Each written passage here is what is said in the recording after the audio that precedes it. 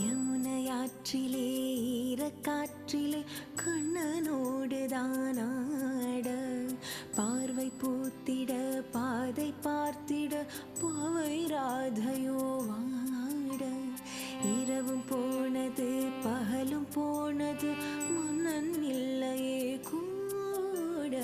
இளைய கண்ணியின் இமைத்திடாத கண் இங்கும் அங்குமே தேட ஆயர்பாடிய கண்ணன் இல்லையோ ஆசை வைப்பது அன்பு தொல்லையோ